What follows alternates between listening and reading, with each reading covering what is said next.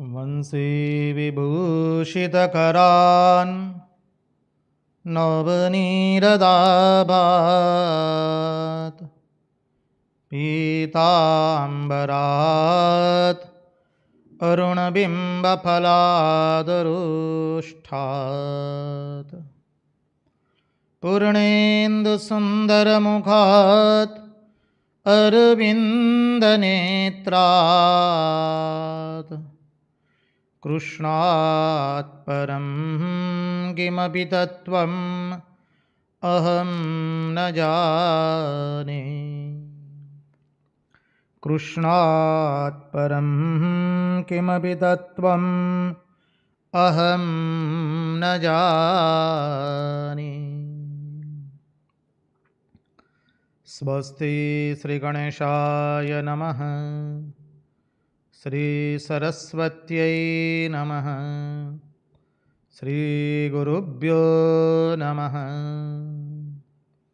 नारायणं नमस्कृत्य नरं चैव नरोत्तमं देवीं सरस्वतीं व्यास ततो जयमुदीरयेत्।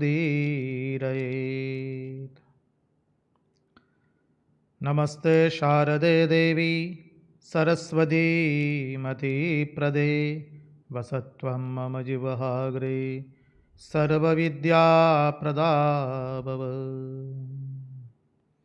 गुरुर्ब्रह्मा गुरुर्विष्णु गुरुर्देव महेश्वर गुरुर्साक्षात् परब्रह्म तस्मै श्रीगुरवे नमः।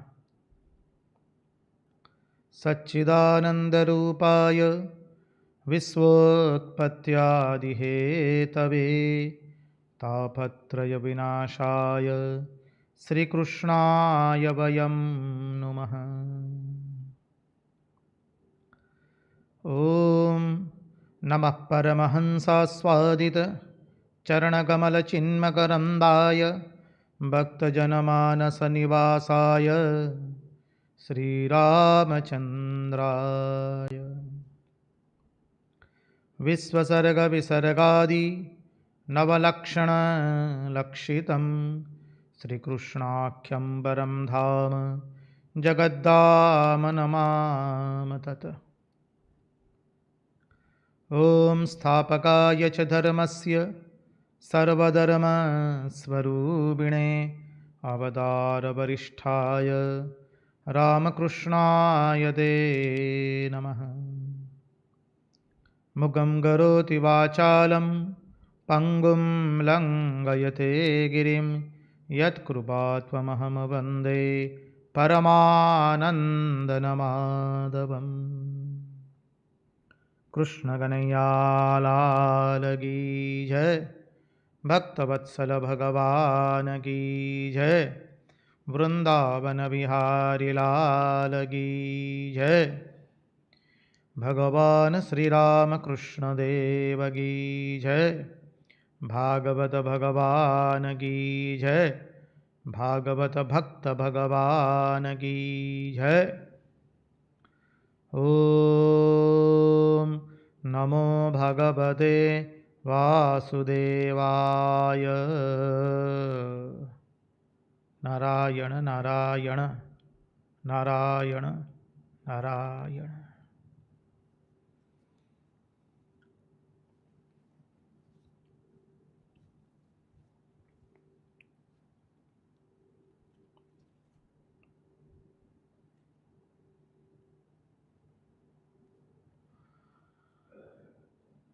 सर्वप्रथम हम पूज्यपाद स्वामी आदि भवानंद जी महाराज के चरणों में हमारे हृदय पूर्वक के प्रणाम निवेदित करते हैं। तत्पश्चात पूज्यपाद स्वामी निखिलेश्वरन जी महाराज के चरणों में हमारे हृदय पूर्वक के प्रणाम निवेदित करते हैं। उपस्थित पूज्यपाद प्रभु सेवानंद जी महाराज एवं पूज्यपाद शंकरेशानंद जी महाराज सह अन्य सभी सन्यासी महात्माओं एवं विरक्तों के चरणों में हम अपने हृदय पूर्वक के प्रणाम निवेदित करते हैं।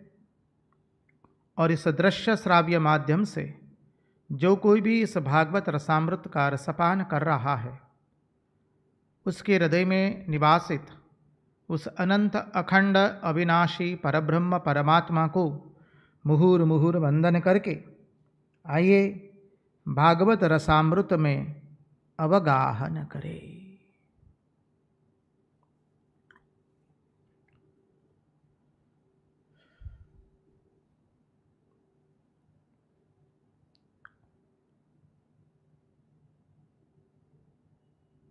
तो आइए चले हम व्रजधाम की वो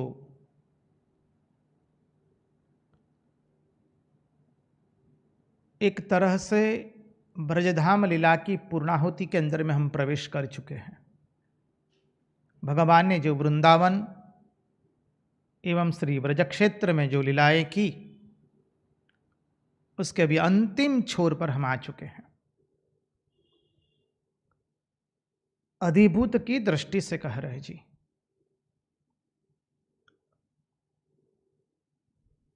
अक्रूर जी भगवान को लेकर और बलराम जी को लेकर के रथ में आरूढ़ होकर के यमुना जी के तट पर आए हैं। यमुना जी के तट में वो स्नान करने के लिए प्रविष्ट होते हैं, क्योंकि हृदय व्याकुल हो चुका है। इतना मनोमंथन हुआ है, वो जान रहे हैं कि दोनों सुकुमारों को मैं कंस के षड्यंत्र में सामने से ले जा रहा हूं, इनकी क्या गति होगी। वहां चाणूर, मुष्टिक, कुवलयापीड़ जैसा हाथी, जो एक हाथी में 10-10 हजार हाथियों का बल है, कितने सारे मल्लब तैयार रखे उसने, ये दोनों सुकुमारों को मृत्यु के घाट उतारने के लिए मैं ठीक कर रहा हूं। हृदय व्याकुल हो चुका है, यमुना जी के किनारे रथ को रोक दिया है। यमुना जी के जल में प्रवेश करते हैं और वहां पर उनको राम और कृष्ण दोनों वहीं पर दिखाई देते हैं। श्री कृष्ण एवं बलभद्र जी दोनों वहीं पर दिखाई दिए। आश्चर्य हो गए, क्या बात है। तुरंत पुनः गए रथ के पास, तो दोनों को रथ में बैठा हुआ देखा। फिर दौड़े दौड़े आए, फिर यमुना जी में देखते हैं तो इस बार भगवान ने अपना शेषशायी स्वरूप का दर्शन कराया। शांताकारं भुजगशयनं पद्मनाभं सुरेशं विश्वाधारं गगन सदृशं मेघवर्णं शुभांगं लक्ष्मीकान्तं कमलनयनं योगिभिर्ध्यानगम्यं वंदे विष्णुं भवभयहरं सर्वलोकैकनाथम। सुंदर स्वरूप देखा भगवान का और विह्वल हो गए, कंठ गदगद हो गया और स्तुति की है। तो स्तुति के परिप्रेक्ष्य में ही हमने देखा था, ज्ञान मिश्रा भक्ति से स्तुति कर रहे हैं। देखिए, कल हमने जो श्रीमद् भागवत के अनुसार जहां पर अक्रूर जी प्रकृति शब्द का प्रयोग करते हैं और उस प्रकृति शब्द का विश्लेषण करके इस जगत का निर्माण कैसे हुआ है वो देखा था। क्योंकि वही बात अक्रूर जी कहते हैं। प्रभु कोई कहते हैं कि इस जगत का कारण प्रकृति है और हेतु आप है, कोई कहते हैं जगत का कारण परमाणु है और हेतु आप है, परंतु हे सर्वेश्वर, हे परमात्मन, सभी हेतुओं का पर्यवसान आपके भीतर में होता है। और जो कल हमने सांख्य दर्शन से सृष्टि तत्व का निर्माण वो जो देखा, वो श्रीमद् भागवत का ही है। द्वितीय स्कंद में तो विस्तृत रूप से आया है और फिर विराट पुरुष का वर्णन है उसमें। भागवत कोई केवल कहानियों का ग्रंथ कतई नहीं है। वो तो लोगों ने बना दिया हो तो अलग बात है, अन्यथा भागवत में तो एक एक शब्द में फिर से हम श्री वल्लभाधीश की वो बात को दोहराएंगे। जो अध्याय में है, जो स्कंद में है वो अध्याय में है, वो प्रकरण में है, वो श्लोक में है, वो पद में है, वो अक्षर में है। यहां वेदांत एक एक अक्षर में भारोभार निहित भरा है। ये परमहंसों की संहिता है। और कहने वाले भी कौन है? परमहंस शिरोमणि भगवान शुकदेव जी महाराज। इसलिए इसके गुणार्थ में नहीं जाएंगे तो ऊपर ऊपर भासने से हमें उसकी गहराई में अंततः बुद्धि तत्व से भी चिंतन करने में सहायता प्राप्त नहीं होगी। भागवत तो इसलिए प्रकट हुआ है कि हमारी भक्ति को ज्ञान एवं वैराग्य के साथ वो प्रकट करे। समझिए। तो श्लोक नंबर 23 और श्लोक नंबर 24 एवं 25, इसमें तो अक्रूर जी जैसे पूर्व भार में खिले हैं। अक्रूर जी स्तुति करते हैं, भगवज्जीवलोकोऽयं मोहितस्तव मायया, भगवज्जीवलोकोऽयं मोहितस्तव मायया, अहं ममेत्य संग्राहो भ्राम्यते कर्मवर्त्मसु। अक्रूर जी कहते हैं, यह दुनिया आपकी माया से ही भासित हो रही है। जीवलोक आपकी माया से मोहित होकर मैं और मेरा इस कर्म मार्ग में भटक रहे हैं। 24वां श्लोक, अहम चात्मात्मजागार भारार्थ स्वजनादिषु भ्रमामि स्वप्नकल्पेषु मूढ़हस्य धिया विभो। मेरी यह हालत है कि मैं स्वप्न में फंस गया हूं और मिथ्या को सत्य मानने लगा हूं। और 25वें श्लोक के अंदर में उन्होंने कह दिया, अनित्यानात्म दुखेषु विपर्ययमतिर्हृद्वहम् द्वन्द्वरामस्तमोविष्टो न जाने त्वात्मनः प्रियम्।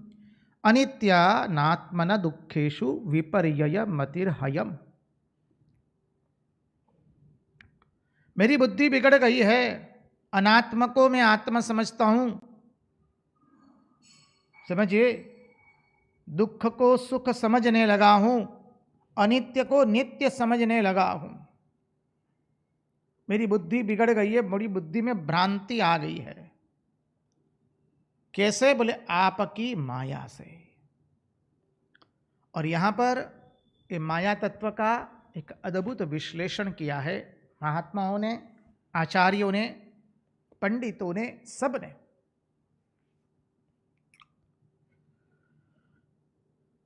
हम उस माया तत्व को देखने का थोड़ा प्रयास करेंगे। आप लोगों से नम्र निवेदन रहेगा, ध्यान से एकाग्रता पूर्वक इस अनुपम तत्व का श्रवण करें। देखिए, माया तो जो हमने बिंदु लिया था, माया जो है नहीं फिर भी दिखाई दे रही है, उसका नाम माया।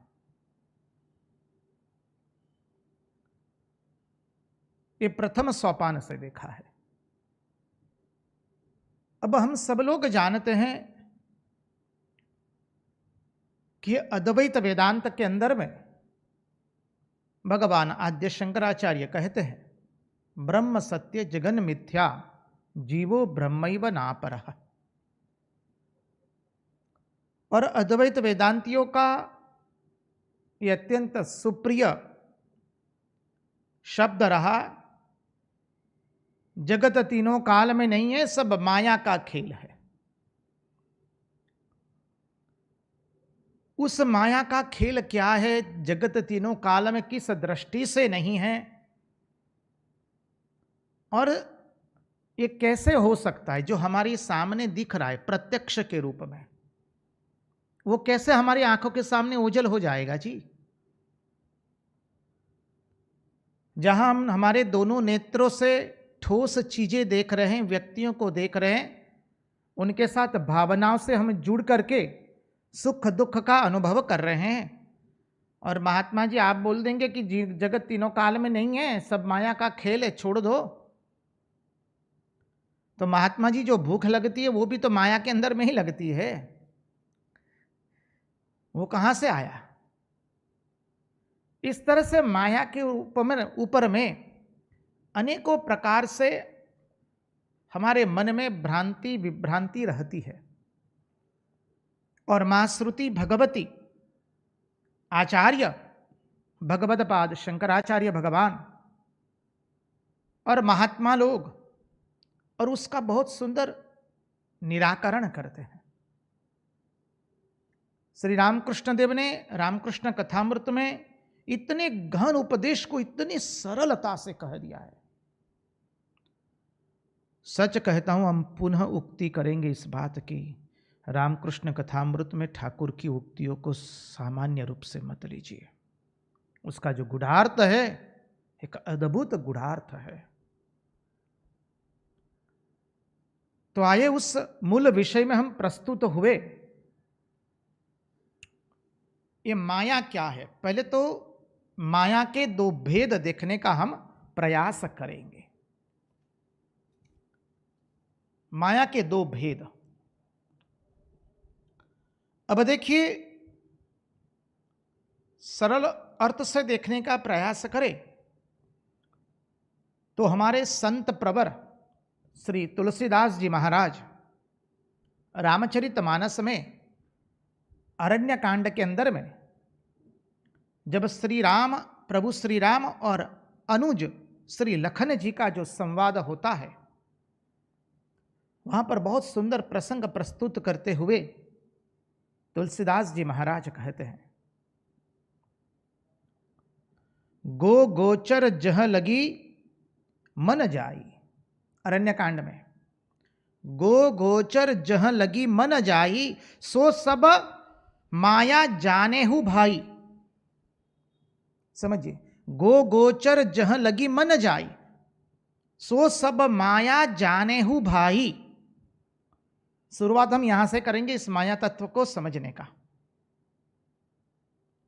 गो गोचर जह लगी मन जाई। गो अर्थात इंद्रियां। इंद्रियों से हम जो कुछ दिखाई दे रहा है हमको, समझ लीजिए, जो कुछ भी दिखाई दे रहा है, गो गोचर जह लगी मन जाई। और हम मन से जिसकी भी कल्पना कर पा रहे हैं, जो कुछ मन से देख पा रहे, कल्पना कर पा रहे हैं, हमारी इंद्रियां जहां कहीं पर भी जा रही हैं इंद्रियों के विषयों को लेकर, वो सब क्या है? माया है। गो गोचर जह लगी मन जाई, सो सब माया जाने हु भाई। ते ही कर भेद सुनहु तुम सोवु, विद्या अपर विद्या दोऊ। बोले इसमें भी दो विद्या है, एक विद्या एवं दूसरी अविद्या। विद्या माया, अविद्या माया। समझिए, माया के दो भेद श्री रामकृष्ण देव भी बताते हैं। हम वेदांत के माध्यम से, भक्ति के माध्यम से, वेदांत अर्थात अद्वैत वेदांत के माध्यम से, भक्ति के माध्यम से, सांख्य की दृष्टि से, साथ साथ में तुलसीदास जी महाराज ने जो अद्भुत रामचरितमानस प्रकट किया, उस सब दृष्टि से देखने का प्रयास करेंगे। गो गोचर जहां लगी मन जाई, इस वाक्य को याद रखिए। गो गोचर जहां लगी मन जाई। जहां तक हमारा मन जाता है, कल्पना कर सकता है, देख सकता है, हमारी इंद्रियां जो कुछ देख सकती है, वो सब माया है। अब ये माया कैसी है समझिए। तुलसीदास जी का जो आगे का दोहा है, मानिए आगे का जो चौपाई है, बहुत सुंदर है। एक दुष्ट अतिशय दुख रूपा, जाबस जीव परा भवकूपा। एक जो है वो दुष्ट है, माया है, जिसके फंदे में जीव पड़ करके इस भवकूप में पड़ जाता है। समझिए, एक दुष्ट अतिशय दुख रूपा, जा बस जीव परा भव कूपा, एक सचई जग गुण बस जाके, प्रभु प्रेरित नहीं निज बल ताके। और दूसरी माया कैसी है? उसका अपना कोई बल नहीं है, वो प्रभु के बल से प्रेरित हुई है। एक सचई जग गुण बस जाके, एक सत्य माया, एक विद्या माया है। गुण बस जाके, प्रभु प्रेरित नहीं निज बल ताके। वो प्रभु से प्रेरित है, उसका अपना कोई बल नहीं है। तो ये दो माया, एक माया हुई गो गोचर जहां लगी मन जाई। ये माया क्या है? अनंत की माया है, समझिए, ये अनंत की माया है। और दूसरी माया कैसी है? मैं मेरा और तुम एवं तुम्हारा, जिसे हम चलित भाषा में कहते हैं मैं मोर और तू तोर। हूं अने माहरू, तमे अने तमारू, गुजराती में कहिए तो। मैं और मेरा, तुम और तुम्हारा, यह हो गया मनुष्य के द्वारा निर्मित माया। समझिए, अनंत की माया गो गोचर जहां लग मन जाई, और दूसरी माया मैं और मेरा, तुम और तुम्हारा। अब ये जो अनंत की माया है, गो गोचर जहां लग मन जाई, वो ईश्वर की माया है। हम धीरे धीरे श्रवण करेंगे ताकि विषय को मन में बैठा पाए। ये ईश्वर की माया है जो मनुष्य को फंसाती नहीं है। समझिए, गो गोचर जहां लगी मन जाई, वो ईश्वर की जादूगरी है। ये जो माया है वो ईश्वर की जादूगरी है। क्या है जादूगरी? वो अनेक रूप में उस ईश्वर को प्रकट करती है। समझिए, जो एक है उसको अनेक में दिखाई दे रही, अनेक रूप में जो दिखाती है। One is appearing as many, जो एक है उसको अनेक रूप में दिखाती है। वो ईश्वरीय माया, वो ईश्वर की जादूगरी है जो अपने को अनेक रूप में दिखा रही है। और उसको देख देख करके महात्मा लोग कहते तुम मजा लो, आनंद लो। उन्होंने ही सूर्य बनाया, उन्होंने ही चंद्र बनाया, वही है सूर्य, वही है चंद्र, वही है तारे, वही है नक्षत्र, वही है पर्वत, वही है सरिता, वही है समुद्र, वही है लता, वही है वृक्ष, और वही है पुष्प। और ये रज से लेकर सब कुछ वही है। उसको देख देख करके मजा लेना है, वो भगवान की माया है। अब उस भगवान की माया के अंदर में जीव ने, अर्थात हमने, जीवात्मा ने अपनी माया जोड़ी। और वो माया कौन सी है? मैं और मेरा, तुम और तुम्हारा। समझिए, और ये मैं और मेरा, उससे हमको मुक्त होना है। जो माया से हमें मुक्त होना है वो है मैं और मेरा, तुम और तुम्हारा। इसलिए रंगदूत महाराज भजन में कहते हैं, हूं अने माहरू नाख छेदी। प्रभु मैं और मेरा, उसका ध्वंस कर दीजिए। गोपियों का जो वस्त्रहरण हुआ है, चीरहरण हुआ है, उसमें वही पतली दीवार जो थी वो टूट गई है। वो अत्यंत सूक्ष्म विषय है, और यही है सूक्ष्मता है। मैं और मेरा जब मिट गया, बस फिर क्या हुआ? अरे अत्र तत्र जो भगवान की माया है, कौन सी माया? गो गोचर जहां लगी मन जाई, वही सूर्य है, वही चंद्र, वही तारे, वही नक्षत्र, सब कुछ वही है, सरिता समुद्र पर्वत, समझ रही है, वृक्ष लता पुष्प, उसका हम आस्वादन कर रहे हैं, उसका आनंद ले रहे हैं। तो कहते हैं उस माया को हमें देखना है, और हमने अपनी माया उसमें जोड़ दी। कौन सी? मैं और मेरा, तुम और तुम्हारा, जिससे हमको स्वयं को मुक्त होना है। ये दर्शन शास्त्र के भीतर में प्रवेश करने से पहले हमने पार्श्व भूमिका बनाई है। अब आइए दर्शन में प्रवेश करते हैं। देखिए, दो प्रकार की माया है। एक है प्रतीति रूप माया और दूसरी है भासित रूप माया। प्रतीति रूप माया, भासित रूप माया, इस सिद्धांत का पूज्यपाद भगवान आद्य शंकराचार्य भगवत पाद ने भी कठोपनिषद से लेकर अन्यान्य उपनिषदों के अंदर में इसी का वर्णन किया है, प्रतीति रूप माया का भी।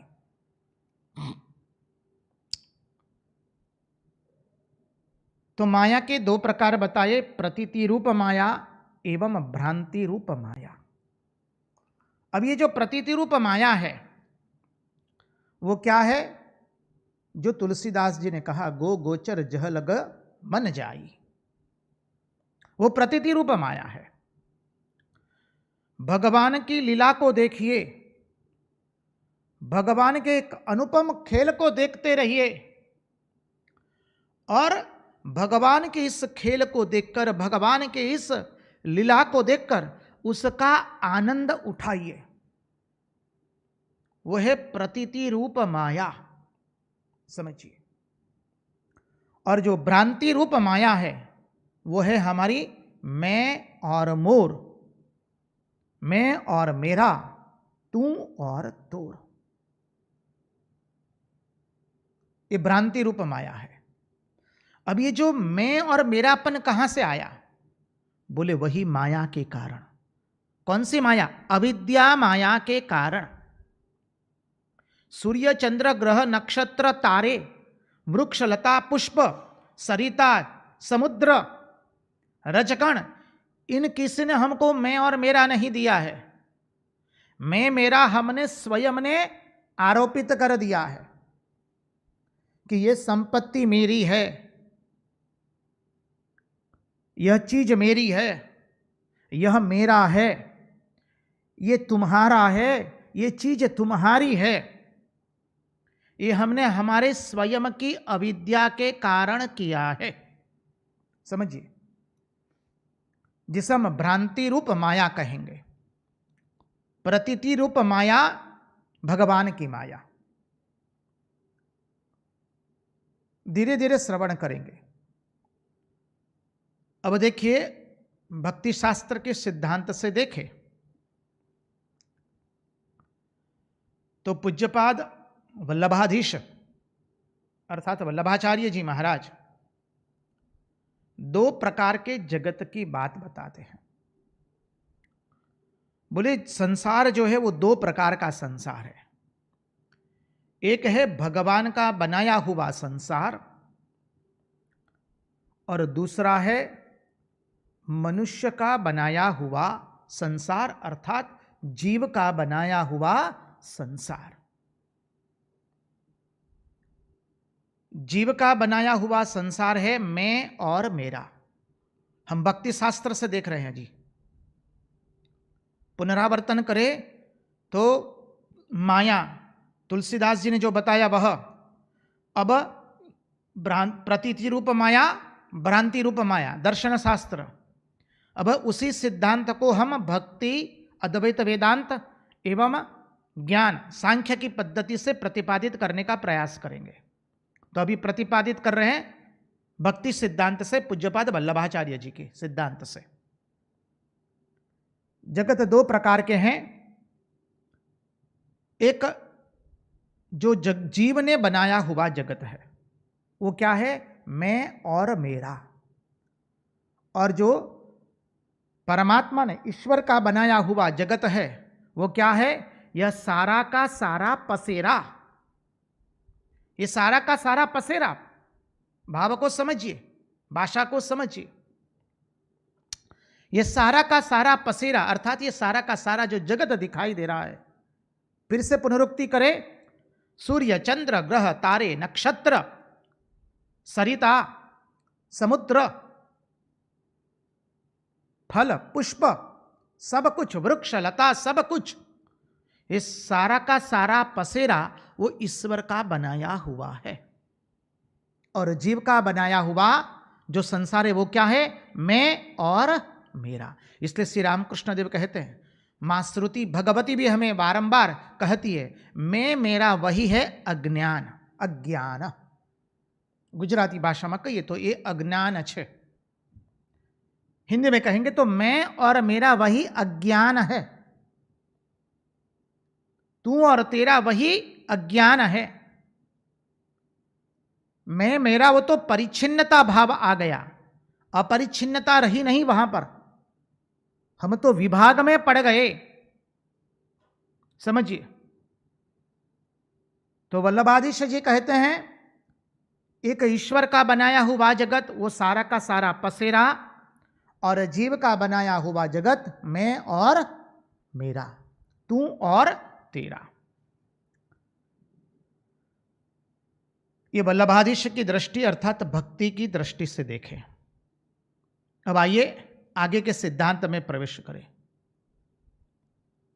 अद्वैत वेदांत की दृष्टि से देखें तो अद्वैत वेदांत भी दो प्रकार की सृष्टि का वर्णन करता है। एक है ईश्वर सृष्टि एवं दूसरी है जीव सृष्टि। ईश्वर सृष्टि क्या है? जो ईश्वर सृष्टि है उसमें कतई दुख नहीं है, और जो जीव सृष्टि है उसमें अविद्या के कारण हमारे अंदर में बेवकूफी है। जीव की सृष्टि में माया के कारण अर्थात अविद्या के कारण हमारे में क्या है? बेवकूफी है वहां। अब बेवकूफी किसे कहते हैं?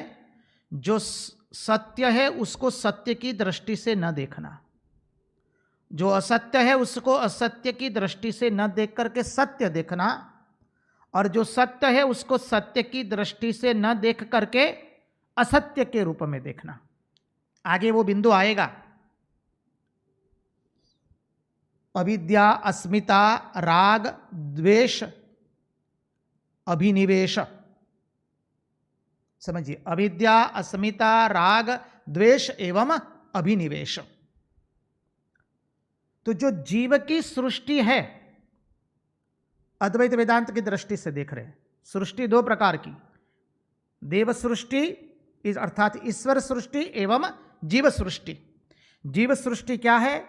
उसमें माया के कारण, अविद्या के कारण बेवकूफी आ गई, अर्थात क्या हुआ? जो सत्य था उसको असत्य समझा, जो असत्य है उसको सत्य समझा। परिणाम क्या हुआ? दुख की मात्राएं बढ़ गई, दुख शुरू हो गया, क्लेश शुरू हो गया, समझिए। और जीव सृष्टि में इसलिए दुख है। जीव सृष्टि अर्थात जहां पर मैं और मेरा, तू और तेरा आया। अब ईश्वर की सृष्टि में दुख नहीं है कहीं पर भी, क्योंकि ईश्वर की सृष्टि में मैं और मेरा नहीं है, तू और तेरा नहीं है। अब इसको समझना है, ईश्वर की सृष्टि में मैं और मेरा, तू और तेरा नहीं है, अर्थात कहीं परिच्छिन्नता नहीं है। शब्दार्थ के साथ साथ वाच्यार्थ एवं भावार्थ को पकड़ना है। कहीं हम अलग नहीं हैं, हम अपरिच्छिन्न हैं, परिच्छिन्नता नहीं है। समझिए, ईश्वर की सृष्टि के अंदर में हम उस परम तत्व के साथ एक बन चुके हैं।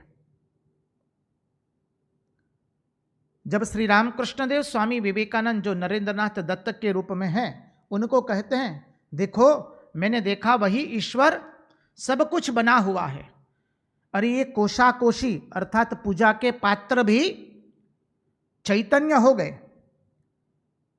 स्वामी विवेकानंद नरेंद्रनाथ दत्त के रूप में है, कहते हैं वाह क्या सुंदर कल्पना है।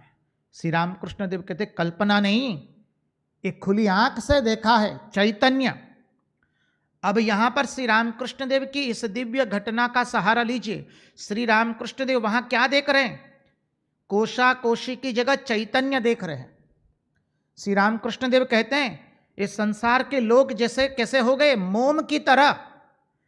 जैसे एक मोम अर्थात जो मोमबत्ती है, जिसे कैंडल कहेंगे आप, और वो चैतन्य के रूप में दिखाई देने लगे उनको। वो है ईश्वर की सृष्टि।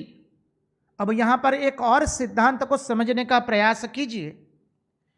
जो माया इस जगत में, जगत मायामयी है, अर्थात क्या, ये माया से जगत का अस्तित्व नहीं है, ऐसा नहीं है। ये जगत का है ही, जगत जैसा है वैसा ही दिखाई दे रहा है, लेकिन अब उसमें जड़ पदार्थ न देख करके वो चैतन्यमय दिख रहा है। विशिष्टता समझिए, सब कुछ चैतन्यमय दिख रहा है।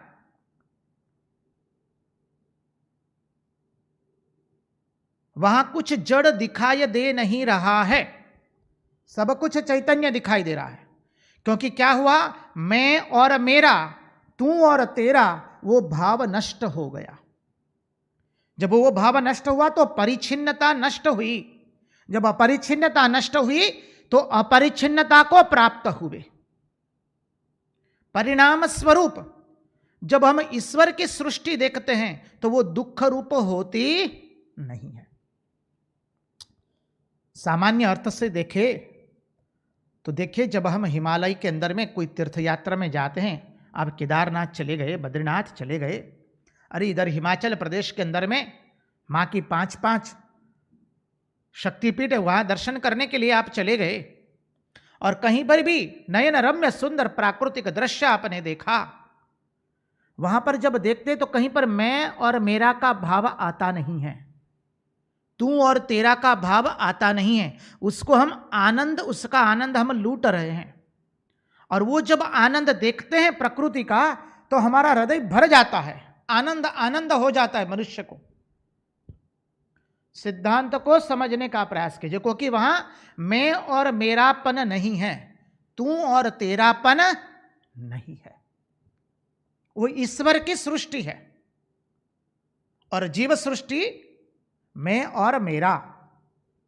देखिए, जब हमारे मन में से यह भाव चला जाए, मैं और मेरापन चला गया, तू और तेरापन चला गया, तो क्या होगा,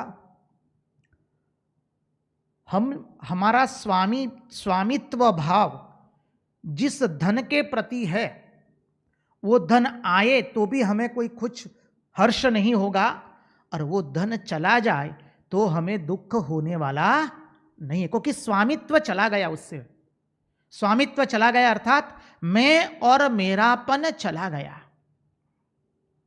जो भी धन आया आया गया। मात्रा स्पर्शास्तु कौन्तेय शीतोष्ण सुख दुःखदा आगमापायिनो नित्या स्थान स्थिति क्षस्व भारत। ये श्लोक सामान्य श्लोक नहीं बोले हैं भगवान, इसका गूढ़ार्थ में जाइए। तो जब हमारे कोई भी चीज हमारी है, उसके प्रति हमारा स्वामित्व नहीं रहा, तो धन आने से भी कोई हर्ष नहीं होगा, और धन जब चला गया तो हम भी कहेंगे, गुजराती में कहिए छे हमें, ए आवजो जय श्री कृष्ण, आगते स्वागतम। अब जब गया तो आवजो जय श्री कृष्ण, बस यही सिद्धांत आएगा। श्री रामकृष्ण देव 17 से अधिक साल या 12 से अधिक वर्ष दक्षिणेश्वर के उस कमरे में रुके हैं। समझिए, जहां पर आज हम जाकर के भगवान को साष्टांग दंडवत प्रणाम करते हैं। अब कुछ घटनाएं ऐसी घटती है, मथुर बाबू नहीं है, उनका पुत्र है, वो देखरेख कर रहा है, सब कुछ देखभाल कर रहा है। कुछ घटना ऐसी घटित हुई हृदय ने कहा कि मामा हमको यहां से चले जाने को कहा है। श्री रामकृष्ण देव कहते अच्छा ऐसा? बोले मुझे भी यहां इसको भी बोला है? बोले बोले हाँ मामा। श्री रामकृष्ण देव तुरंत वहीं पर मुड़ कर भी देखते नहीं है, चलना शुरू कर देते हैं। मथुर बाबू का पुत्र देखता है, दौड़े दौड़े आकर के कहते हैं मैंने आपको तो जाने के लिए नहीं कहा है। बोले इसको जाने के लिए नहीं कहा है? बोले ना। फिर वापस तुरंत आ गए। त्याग करने के समय एक क्षण का भी क्षोभ नहीं है, और पुनः जब वापस लौटते हैं तो एक क्षण का हर्ष भी नहीं है। क्यों? मैं मेरा तू तेरा वो भाव चला गया है। समझिए। देखिए, इस सिद्धांत को समझने के लिए रामकृष्ण कथामृत का सहारा ले, क्योंकि श्री रामकृष्ण देव की एक एक उक्ति इतनी सुंदर है, उसका चिंतन किए बिना ये अध्यात्म के और मां श्रुति भगवती के गूढ़ रहस्य को हम समझ नहीं पाएंगे। उन्होंने अपने जीवन से, अपनी उक्तियों से, अपने अनुभव के द्वारा ये श्रुति भगवती के अद्भुत सिद्धांत को सहज सरल बनाया है।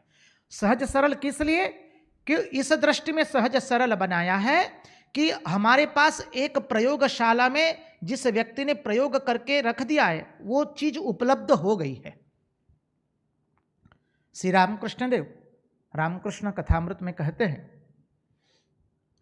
एक व्यक्ति था, उसकी भार्या थी, उसको बहुत साल के बाद उसके घर में एक पुत्र हुआ। बहुत सालों के बाद हुआ था, स्वाभाविक है।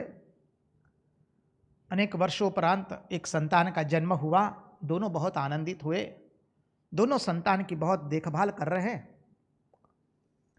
एक दिन वो व्यक्ति अपने खेत में काम कर रहा था, इतने में किसी ने आकर के उसे समाचार दिया, अरे तुम्हारे पुत्र को कॉलेरा हो गया है।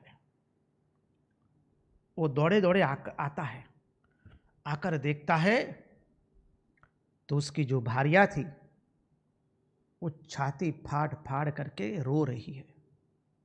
क्यों? अब उसका वह पुत्र नहीं रहा, उसके पुत्र की मृत्यु हो गई।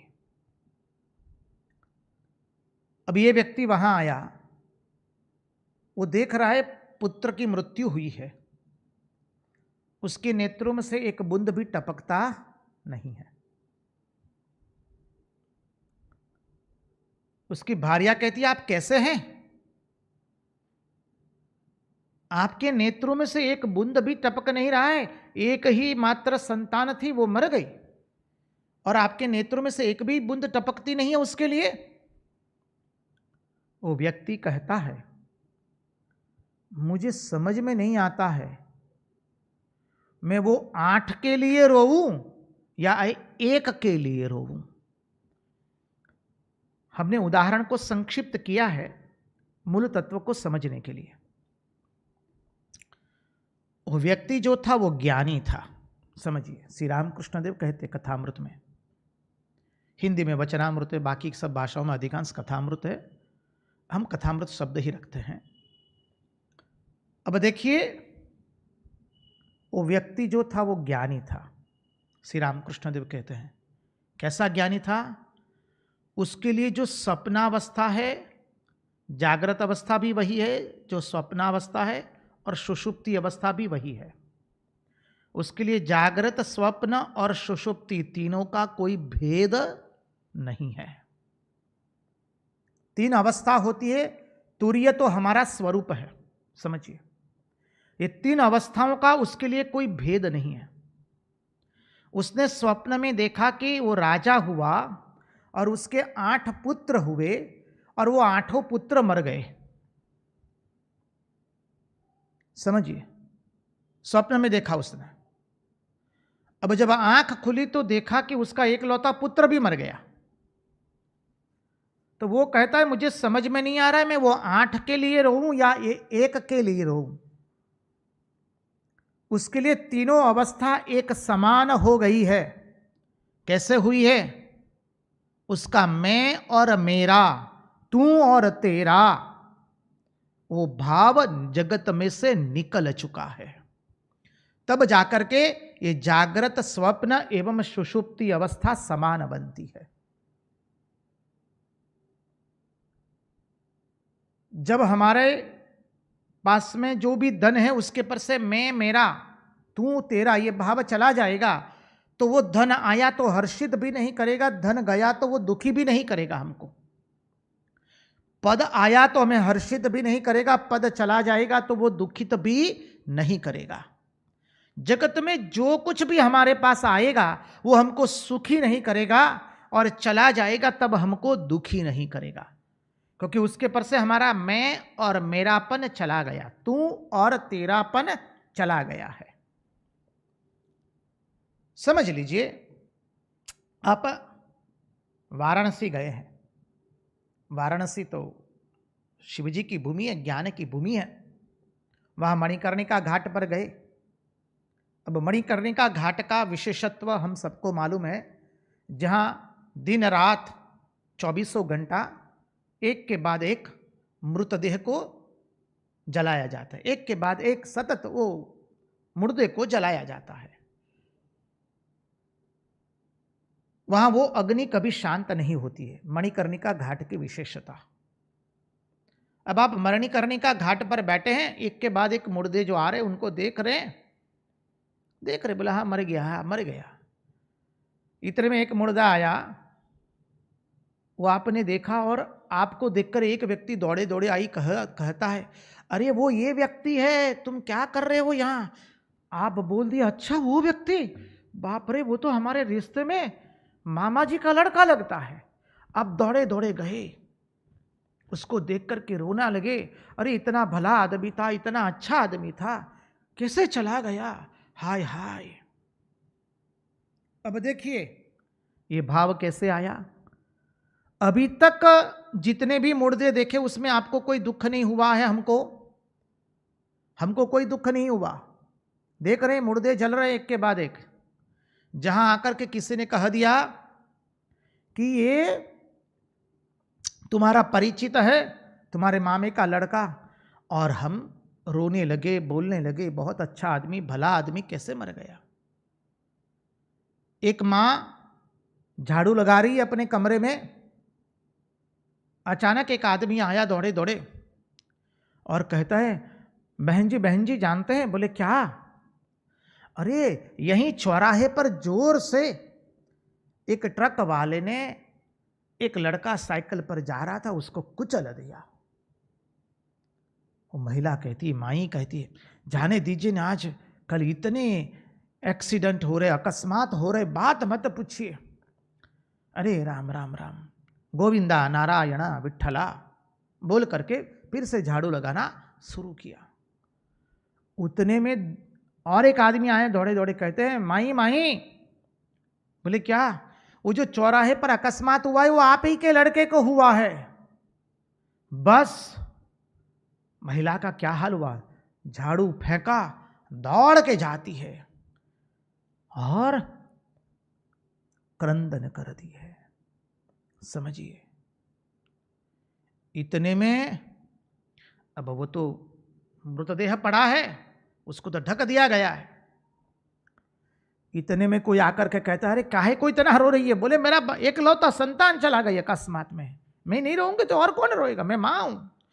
अरे बाबरी तुम्हारा लड़का तो अभी आ रहा है रास्ते में, ये तुम्हारा लड़का नहीं है।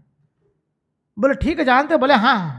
बस जहां पता चला ये लड़का मेरा नहीं है, महिला का आधा क्रंदन छूट गया। महिला खड़ी होकर के अपने आंसू पोंछ करके वहां से चली जाती है। ये हम सबके साथ बनता है। क्या हुआ है, किस लिए हुआ? मैं, मेरा, तू और तेरा का भाव। समझिए,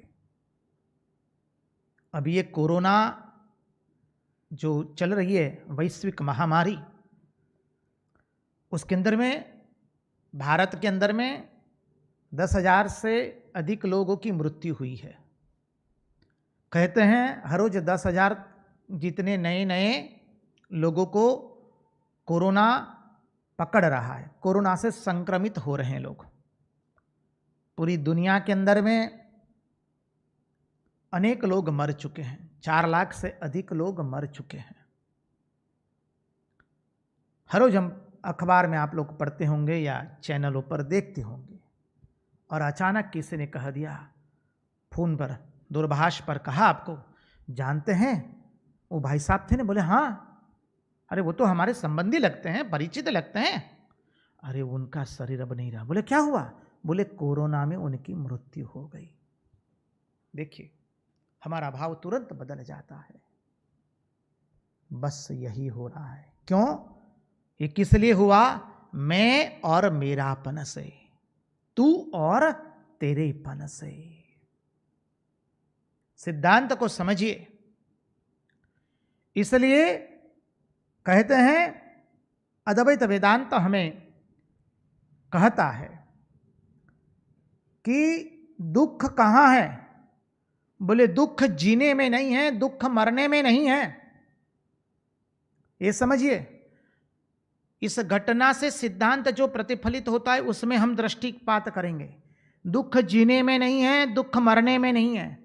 दुख कहां है? मैं, मेरा और तू और तेरे में है। ये समझ लीजिए। मैं, मेरा, तू और तेरा, मैं और मोर, तू और तोर, उसी के अंदर में दुख समाहित है। दुख कोई मरने में नहीं है, दुख कोई जीने में नहीं है। इसलिए कहा एक ऐसी माया, पुनः उसका स्मरण करे। गो गोचर जह लगी माया, गो गोचर जह लगी मन जाया। गो गोचर जह लगी मन जाए। जहां तक मन जाता है, जहां तक हमारी इंद्रियां अनुभव कर पाती, वो सब क्या है? भगवान की माया है। हमारी माया क्या हुई? मैं और मेरा, तू और तेरा। तो दुख जो है न मरने में है न जन्म में है। दुख है मैं और मेरा, तू और तेरे पने में। सुंदर सिद्धांत है। आगे हम सांख्य दर्शन से देखने वाले हैं। उसके पहले महाराज से प्रार्थना करेंगे, एक छोटा सा भजन प्रस्तुत कीजिए। आप लोग ध्यान से श्रवण करेंगे तो आनंद आवेगा। इसी सिद्धांत पर खड़े रह करके स्वामी विवेकानंद हमको पुनः पुनः कहते हैं, why do we suffer? Because of ignorance. हम दुख क्यों भुगतते हैं? अज्ञान के कारण। और हमारा अज्ञान क्या है? मैं और मेरा, तू और तेरा।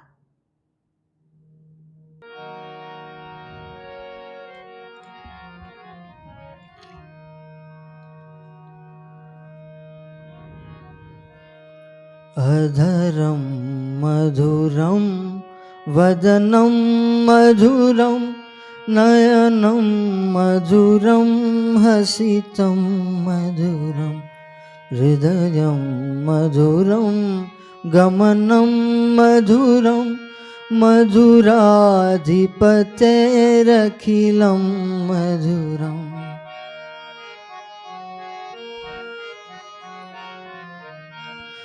वचनं मधुरं चरितं मधुरं वसनं मधुरं वलितं मधुरं चलितं मधुरं भ्रमितं मधुरं मधुराधिपतेरखिलं मधुरम्।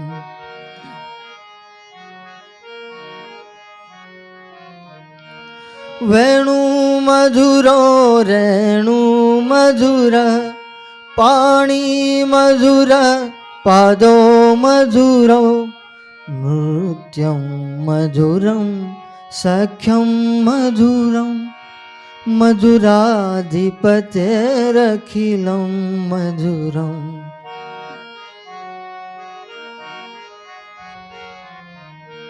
गीतं मधुरं पीतं मधुरं भुक्तं मधुरं सुप्तं मधुरं रूपं मधुरं तिलकं मधुरं मधुराधिपतेरखिलं मधुरम्।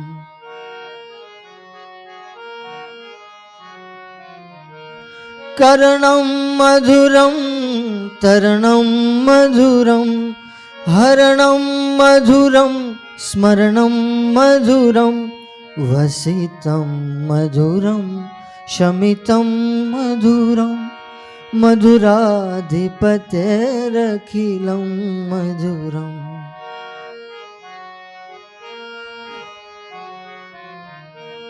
गुजा मधुरा माला मधुरा यमुना मधुरा वीची मधुरा सलिलं मधुरं कमलं मधुरं मधुराधिपतेरखिलं मधुरम्।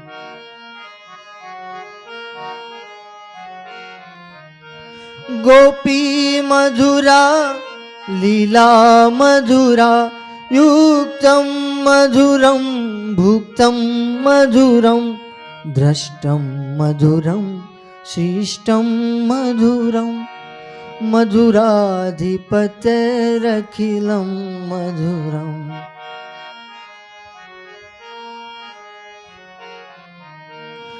गोपा मधुरा गावो मधुरा यश्री मधुरा सृष्टि मधुरा दलितं मधुरं फलितं मधुरं मधुराधिपतेरखिलं मधुरम्। अधरं मधुरं वदनं मधुरं नयनं मधुरं हसितं मधुरं हृदयं मधुरं गमनं मधुरं मधुराधिपतेरखिलं मधुरं मधुराधिपतेरखिलं मधुरं मधुराधिपतेरखिलं मधुरम्।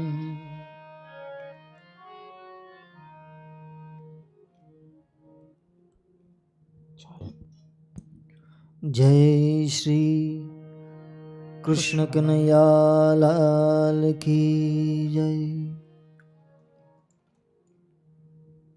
कृष्ण कन्हैया लाल की जय।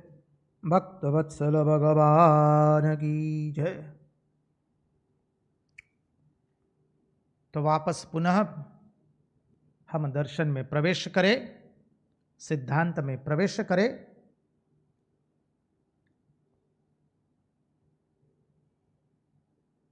जो स्वामी विवेकानंद कहते हैं, why do we suffer? Because of ignorance. हम दुख क्यों भुगतते हैं? अज्ञान के कारण। और अज्ञान क्या है?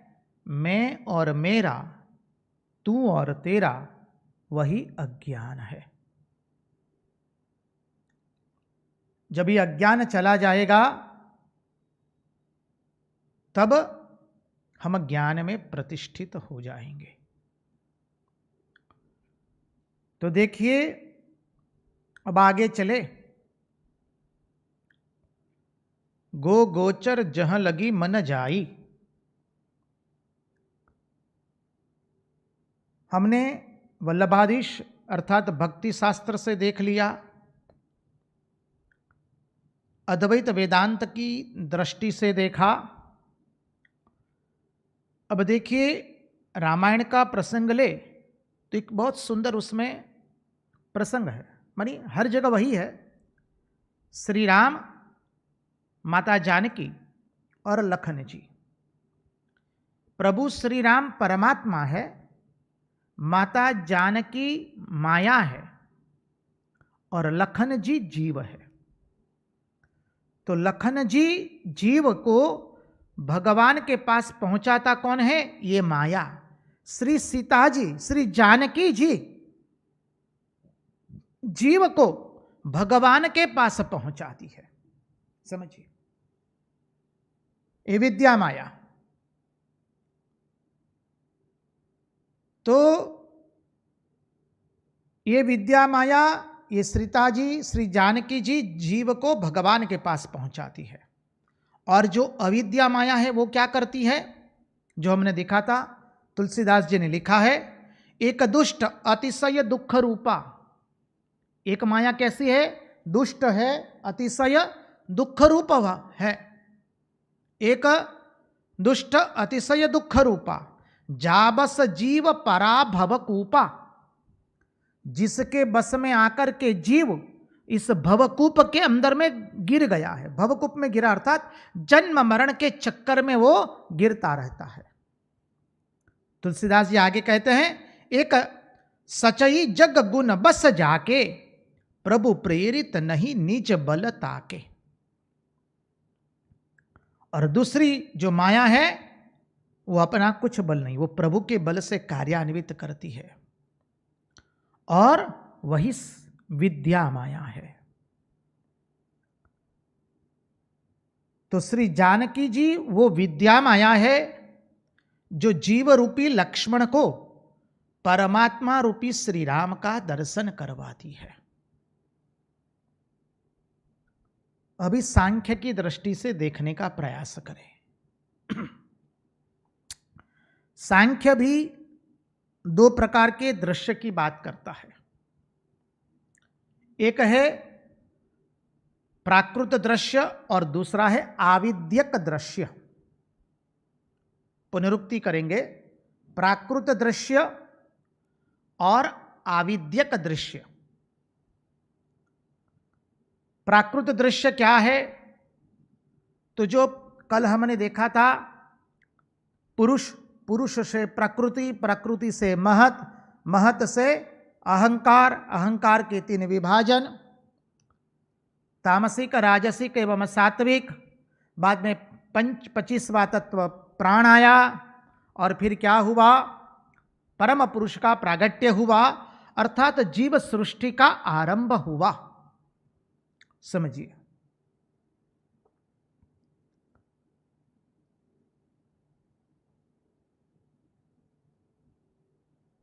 ये जो है, जो इस सृष्टि बनी, समुद्र, सरिता, लता, वृक्ष, पुष्प, तारे, ग्रह, नक्षत्र, सूर्य, चंद्र, जो कुछ है ये प्रकृति, वह है ये प्राकृत दृश्य। समझिए, जो जीव को बांधता नहीं है। और दूसरा जो दृश्य बताया, आविद्यक दृश्य, वो आविद्यक दृश्य क्या है? जिसमें है अविद्या, अस्मिता, राग, द्वेष एवं अभिनिवेश। ये 5 शब्द है। 5 शब्दों को समझना पड़ेगा। अविद्या, अस्मिता, राग, द्वेष एवं अभिनिवेश से क्लेश उत्पन्न होता है। अविद्या किसे कहेंगे? जहां पर विपरीत ज्ञान हो उसे कहते हैं अविद्या। विपरीत ज्ञान क्या है? तो ये शरीर जो है वो जड़ है, क्योंकि उसका जन्म हुआ है। जिसका जन्म होता है उसकी मृत्यु होती है। कोई एक काल में जन्म हुआ है तो कोई एक काल में उसकी मृत्यु होने वाली है। लेकिन ये शरीर जो जड़ है, नाशवंत है, उसको जड़ और नाशवंत न समझ करके इसी को हम सत्य समझना शुरू कर दे, बोले यही आत्मा है। शरीर को ही हम अजर अमर मानने बैठ गए, और जब शरीर को अजर अमर अविनाशी मान लिया, परिणाम स्वरूप हमारा ज्ञान कैसा हो गया? विपरीत ज्ञान हुआ। उसे कहते हैं अविद्या। सरल अर्थ से देख रहे हैं। अस्मिता, अहंकार। आप जानते हैं आप किससे बातचीत कर रहे हैं? कहते हैं ना बोलचाल के अंदर में, आप जानते हैं आप किससे बात कर रहे हैं? Do you know with whom you are talking? कई लोग कहते हैं महाराज हम ये नहीं रहेंगे इस संस्था में, महाराज यदि मैं घर में न रहूं तो महाराज ये लोग घर को बिक्री कर देंगे। आप जानते नहीं इस संस्था के अंदर में हम नहीं रहेंगे महाराज तो इस संस्था चलेगी नहीं। यह अहंकार है। अरे भाई हमारे बिना भी संस्था रहने वाली है। हम नहीं थे तब अच्छा था, नहीं रहेंगे तो नंदनवन जैसा रहेगा। समझ लीजिए, ऐसा मत समझिए मैं नहीं रहूँगा तो ये इन लोगों का क्या होगा, मेरे कुटुंब का क्या होगा, मेरे संतानों का क्या होगा। और ये जगत बहुत बड़ा है, जिसने हमारे में ये भावना दी है उनके प्रति कर्तव्य की, वो उनको भी पोषित कर रहा है। उसका अर्थ ऐसा नहीं है कि हम उसके प्रति दुर्लक्ष्य रख करके, उसके प्रति दुर्लक्ष्य से भी कतई नहीं। हमें कर्तव्य कर्म अवश्य करना है, उनकी सेवा अवश्य करनी है, लेकिन अपने पर अहंकार हावी नहीं होने देना है कि हम नहीं रहेंगे तो इनका क्या होगा। यदि हम संस्था में न रहे महाराज तो संस्था तो उलट जाएगी, एक कतई मत सोचिए। अविद्या, अस्मिता, राग, राग अर्थात प्रीति, प्रीति की है हमने संसार में, किसी न किसी ने प्रीति की है। जो प्रीति किया है वो जानता है क्या भुगतना होता है। द्वेष, तिरस्कार, एक व्यक्ति से राग हुआ तो अवश्य ही दूसरी व्यक्ति से द्वेष होगा होगा और होगा। बस जहां एक से प्रीति की, इसलिए दूसरे से तिरस्कार आने ही वाला है। इसलिए अपने यहां कहते हैं ना, सुंदर सूत्र है, लव ऑल सर्व ऑल, सबको प्रेम करो और सबकी सेवा करो। अब प्रेम जो है वो बहुत बड़ी सुंदर सरिता है। वो सरिता रूपी प्रेम किसी एक व्यक्ति तक चली नहीं जाती है, एक व्यक्ति तक सीमित हो वो तो मोह है। और जो सबके प्रति प्रेम का बरसाव करे, सबको प्रेम दे, सबको अपने प्रेम के आलिंगन में स्वीकार करे, वो है प्रेम। गंगा जी का जल संत के लिए है, साधुओं के लिए है, सदगृहस्थों के लिए है, चोर लुटेरे दुष्ट लोगों के लिए भी है, सबके लिए है गंगा जी का जल। गंगा जी का जल ऐसा नहीं कहती गंगा जी कि ये मेरा जल जो है केवल इन्हीं लोगों के लिए, उन लोगों के लिए नहीं। तो अविद्या, अस्मिता, राग एवं द्वेष, ये द्वेष हो गया। किसी से राग करेंगे तो किसी से द्वेष करेंगे, करेंगे और करेंगे। फिर आया अभिनिवेश अर्थात क्लेश होगा। जब ये चार करेंगे हम, अविद्या आई, उल्टी बुद्धि हो गई, कहते हैं ना उल्टी खोपड़ी है। अविद्या, अस्मिता, समझिए अहंकार आ गया, प्रीति हो गई और तिरस्कार हुआ, तो परिणाम क्या होगा? बोले क्लेश, दुख, क्लेश एवं अशांति का जन्म होगा। बस तो अविद्या, अस्मिता, राग एवं द्वेष, यह आविद्यक दृश्य और प्राकृत दृश्य जो है वो हमने देखा। पुरुष से महत, महत से अहंकार, अहंकार से पूरी सृष्टि जो है, समुद्र, सरिता, पर्वत, ग्रह, तारे, नक्षत्र, वृक्ष, फल, लता, पुष्प, जो कहना है कह दीजिए। तो ये प्राकृत दृश्य जो है वो उत्तम कोटि का दृश्य है। वो परमात्मा अनेक रूप में दिखाई दे रहा है। हर देश में तू, हर वेश में तू, तेरे नाम अनेक बस तू एक ही है। समझिए, वह है प्राकृत दृश्य, वह परमात्मा अनेक रूप में भासित हो रहा है। One is appearing as many, वही एक अनेक रूप में दिखाई दे रहा है। आगे चले तो महात्मा कहते, देखिए भगवान ने हमारे लिए कितना सुंदर दृश्य उपस्थित कर दिया है। और ये दृश्य क्या है? गो गोचर जग माही, गो गोचर जहां लगी मन जाई।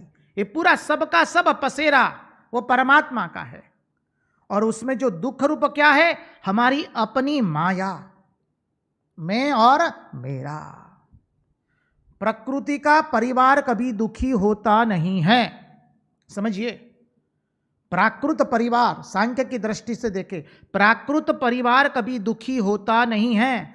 अविद्या का परिणाम दुख होता है।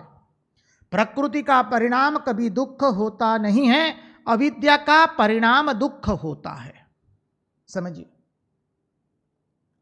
इसलिए ये सांख्य का सिद्धांत है। सांख्य की रीति से हमने देखा, भक्ति की रीति से देखा, अद्वैत वेदांत की दृष्टि से देखा। सांख्य रीति कहती है कि दुख के सृष्टा हम ही हैं। समझिए, ये जो चारों पद्धति से, तीनों पद्धति से हमने देखा, भक्ति शास्त्र से, अद्वैत वेदांत से एवं सांख्य से, तो निष्कर्ष क्या निकलता है? दुख के सृष्टा हम ही है और कोई नहीं है, बस। इसलिए स्वामी जी कहते हैं, take the responsibility on your own shoulders, you are the creator of your own destiny. तुम ही तुम्हारे भाग्य के निर्माता हो। अपने सभी परिस्थितियों की जिम्मेदारी स्वयं के कंधों पर लीजिए। ये दुख के सृष्टा हम ही स्वयं हैं, जहां हमारे में मैं और मेरेपन की भावना आ गई। देखिए, उदाहरण से स्वामी विवेकानंद समझाते ज्ञान योग के अंदर में, गॉड इन एवरीथिंग, उस प्रवचन के अंदर में स्वामी जी कहते हैं, यदि आप कोई एक ऐसी जगह जहां गए जहां पर चित्र की प्रदर्शनी लगी हुई है, आप सुंदर चित्र एक के बाद एक सब चित्रों का आनंद ले रहे हैं। अब जो चित्र जो है वो बिक्री करने वाला है, वो चित्र का आनंद नहीं उठा पा रहा है, क्योंकि उसकी नजर केवल बिक्री में गई हुई है, मुझे कितना उससे मिलेगा। जिसने चित्र बनाया है उसे भी आनंद नहीं आ पा रहा है, क्योंकि उसको लगता है कि कब मेरे चित्र के अधिक से अधिक दाम हो जाए।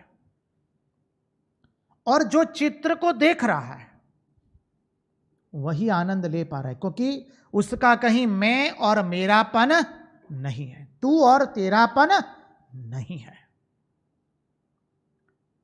तो जगत में ये समझ लीजिए, हमारे दुख के सृष्टा हम ही हैं। दुख के सृष्टा परमात्मा नहीं है, न परमात्मा है न प्रकृति है। ये दुख के सृष्टा हम स्वयं ही है। सारे दुख की सृष्टि हमारे अपने प्रमाद से बनाई हुई है। जगत में जितना दुख है वो हमारे प्रमाद से हुआ है, हमारी अपनी अविद्या से। और अविद्या क्या है? मैं और मेरा, तू और तेरा। हमारे अपने प्रमाद से हुआ, हमारी अपनी अविद्या से हुआ है। जगत के में दुख के सृष्टा ना परमात्मा है ना प्रकृति है, कोई नहीं है। हम अपने ईश्वर से जब हम विमुख हो गए, अपने ईश्वर से जब हम विमुख हो गए, अपने ईश्वर का जब हमारे में विस्मरण हो गया, तब जाकर के मैं और मेरापन आया, तू और तेरापन आया। ईश्वर की विस्मृति से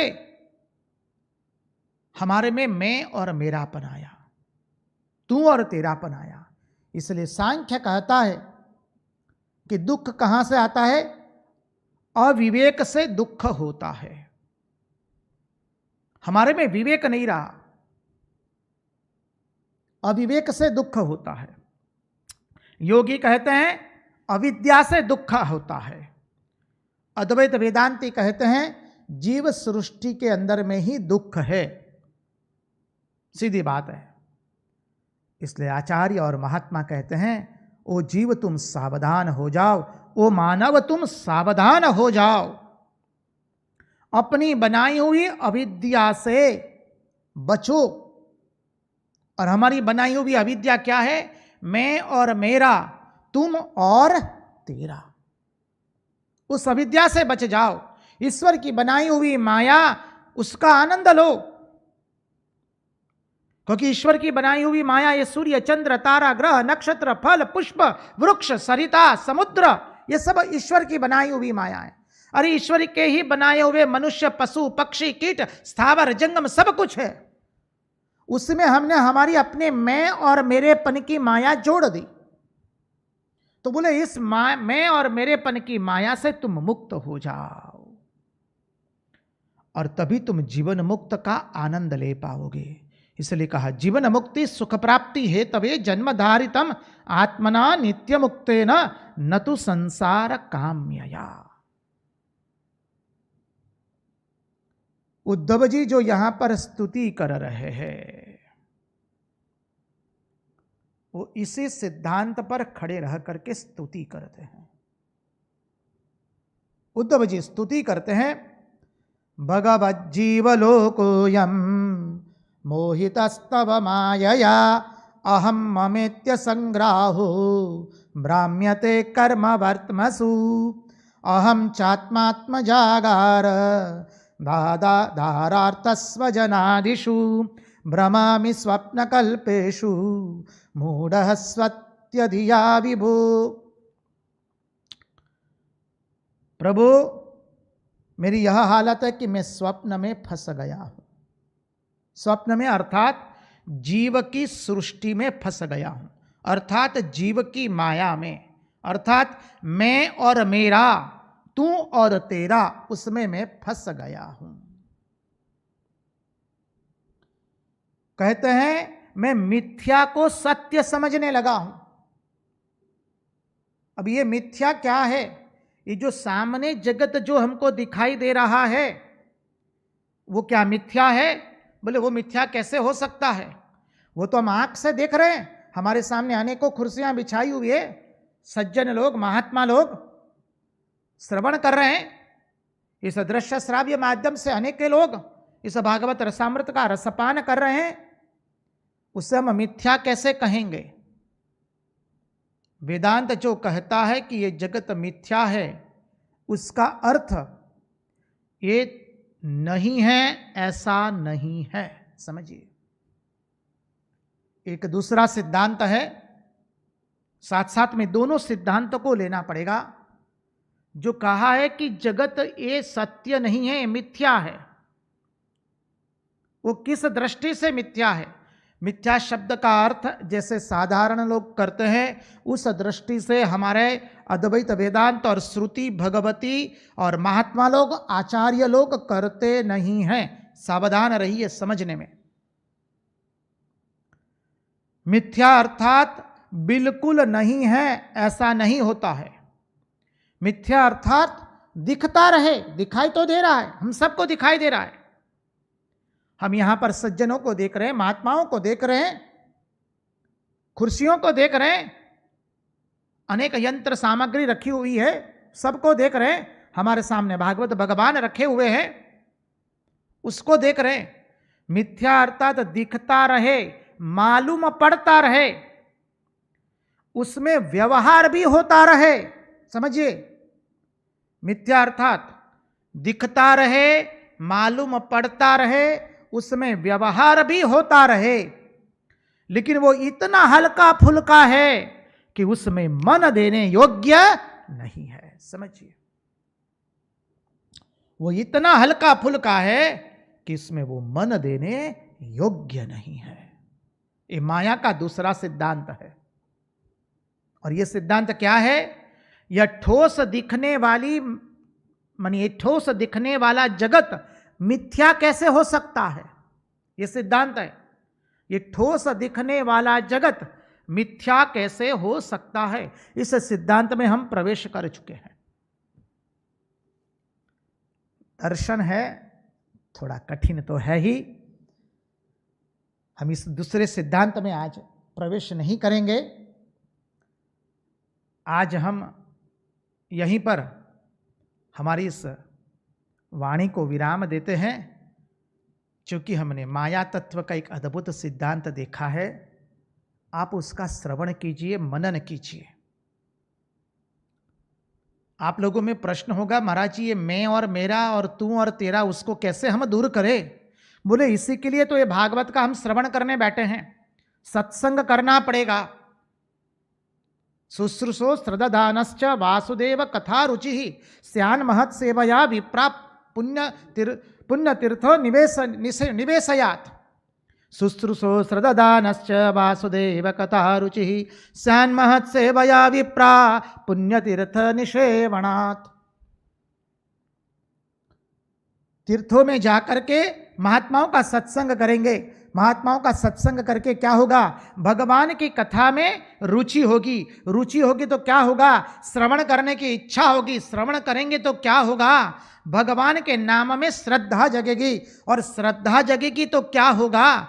भगवान कर्ण के रूप में, कर्ण से हमारे हृदय में प्रविष्ट होंगे, और हमारी हृदय की जो अशुद्धि है, काम क्रोध लोभ मोह मद एवं मात्सर्य, उसको भगवान दूर करेंगे। जब वो दूर होगा तो क्या होगा? मन की अपवित्रता दूर हुई। जब मन की अपवित्रता दूर हुई तो क्या होगा? सत्वगुण का उदय होगा, और सत्वगुण का उदय होगा तो क्या होगा? हमारे में अहमता एवं ममता का बंधन टूट जाएगा। मैं और मेरा, तू और तेरा, मैं और मोर, तू और तोर, ये नष्ट होगा। और क्या होगा? ये जब नष्ट होगा तो क्या होगा? हमारा मन कहीं फंसेगा नहीं। ये ठोस दिखने वाला जगत मिथ्या बन जाएगा। अहमता एवं ममता चली गई। ये ठोस दिखने वाला जगत क्या हो गया? मिथ्या हो गया। कैसे मिथ्या हुआ? मिथ्या हुआ अर्थात दिखाई दे रहा है नहीं, दिखाई नहीं दे रहा है वैसा नहीं, दिखाई दे रहा है, व्यवहार हो रहा है, किंतु वो इतना हल्का फुल्का हो गया है कि उसमें कहीं मन प्रविष्ट नहीं होता है। अर्थात मैं मेरा और तू तेरा, वो भाव नहीं आ रहा है। और जब ये भाव आ जाएगा तब क्या होगा? भिद्यते हृदय ग्रंथि छिद्यते सर्व संशयाः क्षीयन्ते चास्य कर्माणि दृष्ट एवात्मनि स्वरे। हमारे हृदय की सभी ग्रंथियां दूर हो जाएगी। अज्ञान की ग्रंथियां दूर हो जाएगी, शंका की ग्रंथियां दूर हो जाएगी, और हमारे हृदय के अंदर में ज्ञानोदय हो गए, प्रकाशित हो जाएगा। परम लक्ष्य की प्राप्ति होगी। इसी सिद्धांत को हमारे अद्वैत वेदांत के महान आचार्य पूज्यपाद मधुसूदन सरस्वती जी ने अपने भक्ति रसायन ग्रंथ में भी बताया है। और इसी सिद्धांत को भगवान श्री रामकृष्ण देव रामकृष्ण कथामृत में वर्णित करते हैं। इसी सिद्धांत को भक्ति शास्त्र के आचार्यों ने भी यही सिद्धांत बताया है। ये मैं और मेरा, तू और तोर, उससे मुक्त होने का यही उपाय है। आइए उन्हीं की वाणी, उन्हीं के चरणों में समर्पित करते हुए कृष्ण कन्हैया लाल की जय, भक्तवत्सल भगवान की जय, वृंदावन बिहारी लाल की जय, भगवान श्री राम कृष्ण देव की जय, भागवत भगवान की जय, भागवत भक्त भगवान की जय, सब संतन की जय, सब भक्तन की जय। ओम नमः पार्वती पदये हर हर महादेव हर। एक सूचना भी है, 21 तारीख को सूर्य ग्रहण होने वाला है। सूर्य ग्रहण राजकोट के अंदर में 9:55 से लेकर के 1:30 बजे तक चलेगा। तो उसका जो वेद है वो 20 तारीख रात्रि को 10 बजे से शुरू हो जाता है, और वो वेद 21 तारीख 2 बजे तक चलने वाला है। जब ग्रहण होता है और वेद का जो समय होता है, उसमें व्यासपीठ पर बैठ करके श्रीमद् भागवत महापुराण का चिंतन करना धर्माचार्य और आचार्य लोग निषिद्ध बताते हैं। धर्मशास्त्र उसकी सम्मति देता नहीं है। इसलिए 21 तारीख को जब सूर्य ग्रहण होगा, उस दिन हमारी कथा को हम विराम देंगे। 22 तारीख से जैसे सुबह प्रातः 10 बजे हम सत्संग के लिए एकत्रित होते हैं, वैसे एकत्रित होंगे। सबको जय राम कृष्ण।